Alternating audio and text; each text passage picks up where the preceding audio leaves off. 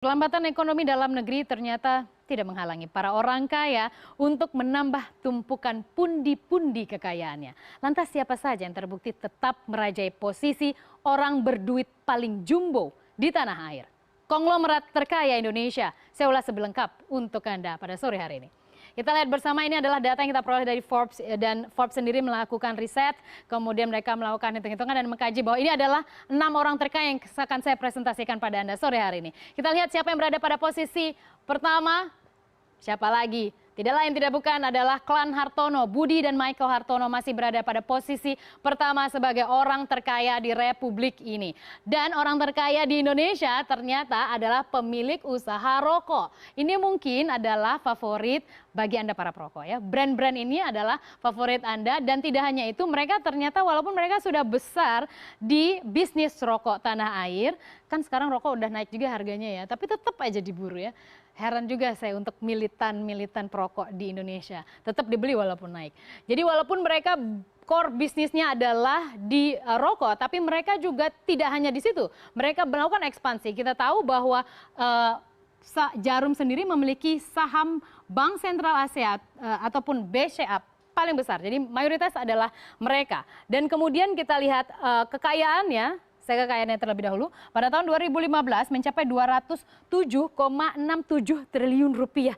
Jadi 200 triliun rupiah gitu ya. Kalau dikasih gudang rokok tuh mungkin berapa gudang gitu ya. Penuh satu area gitu. Dan sekarang mereka tetap mengalami peningkatan di tahun 2016 sebesar 230,85 triliun rupiah. Dari mana peningkatan ini cukup besar? Yang pertama, ya pastilah Anda itu kan penyumbang-penyumbang yang baik hati untuk mereka, sehingga mereka selalu bertengger sebagai orang nomor kaya di Indonesia. Kalau Anda sendiri, nambah nggak kekayaannya? Nggak ada yang berani jawab. Oke, baik. Kemudian dari BCA ini yang menarik adalah pada beberapa waktu yang lalu BCA melakukan transfer saham. Jadi transfer saham itu sangat besar sehingga mengakibatkan di Bursa Efek Indonesia ketika itu terjadi valuasi nilai yang sangat besar nilainya. Jadi nilai valuasi saham yang sangat besar sehingga disebutkan dalam keterangan resmi, keterangan terbuka khas Bursa Efek Indonesia, disebutkan mereka melakukan transfer saham dari luar negeri ke dalam negeri, dan hal tersebut dikait-kaitkan, dugaannya adalah terkait dengan tax amnesty. Jadi mereka memanfaatkan tax amnesty sehingga ada transfer yang cukup besar. Selain itu, apalagi yang menopang kinerja ataupun juga kekuatan kekayaan dari Budi dan Michael Hartono adalah kenaikan saham BBCA. Untuk BBCA sendiri secara year to date itu adalah dari mulai Januari hingga November 2016 saja itu sudah mencatatkan kenaikan lebih dari 10%. 10% sepertinya kecil, tapi kalau Anda punya saham di BBCA misalnya, Anda punya 100 juta rupiah, berarti Anda sudah dapat 10 juta rupiah. Kurang dari setahun. Jadi sederhana begitu. Apalagi kalau punya miliaran rupiah. Jadi ini adalah seperti pelaku pasar ataupun investor kelas kakap. Kalau dia punya 1 miliar, berarti dia sudah dapat 100 juta.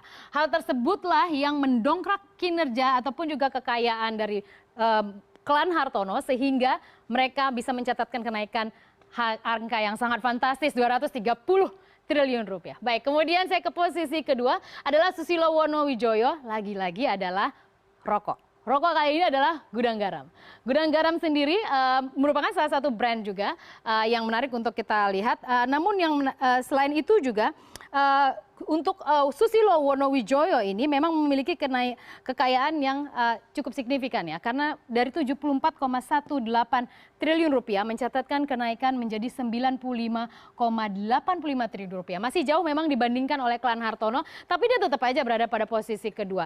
Dan sama halnya seperti juga klan Hartono, untuk klan Wonowijoyo sendiri memang mendapatkan kekayaan dari kenaikan saham GGRM. GGRM secara year to date ini jauh lebih tinggi lagi kenaikannya. Anda tahu berapa kenaikan GGRM dari mulai Januari hingga November? 22%.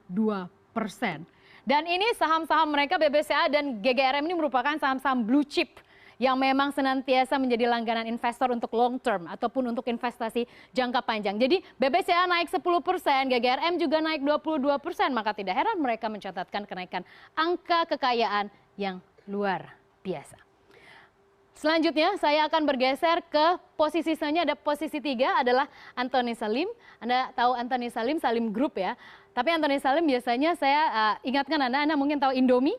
Ya, Indomie Itu adalah produk yang diproduksi oleh Indofood. Indofood merupakan raksasa mie di Indonesia, bahkan mungkin juga di Asia atau juga dunia. Dan kita lihat bagaimana Antoni Salim mengalami kenaikan kekayaan dari 72,89 triliun rupiah naik menjadi 76,9 triliun rupiah pada tahun 2016. Dan untuk Salim Group sendiri, mereka tidak berhenti hanya di produsen makanan dan memang juga merupakan salah satu saham blue chip juga ya di Bursa Efek Indonesia. Tapi mereka melakukan ekspansi, mereka melakukan diversifikasi bisnis. Diversifikasi bisnis artinya perluasan, jadi tidak hanya di segmen makanan melulu. Mereka juga membeli tambang batu bara yang ada di New South Wales senilai 224 juta dolar Amerika pada Januari lalu. Dan kemudian juga mereka membeli saham jaringan kopi Korea pada bulan Maret, dan mereka selalu tidak berhenti ya. Bahkan mereka juga tengah memproses akuisisi perusahaan pengolahan sayuran yaitu China Minzhong Food. Mengapa menjadi penting saya membahas mereka akan mengakuisisi perusahaan pengolahan sayuran? Karena Anda bayangkan kalau Indomie itu kan ada banyak rasanya macam-macam ya.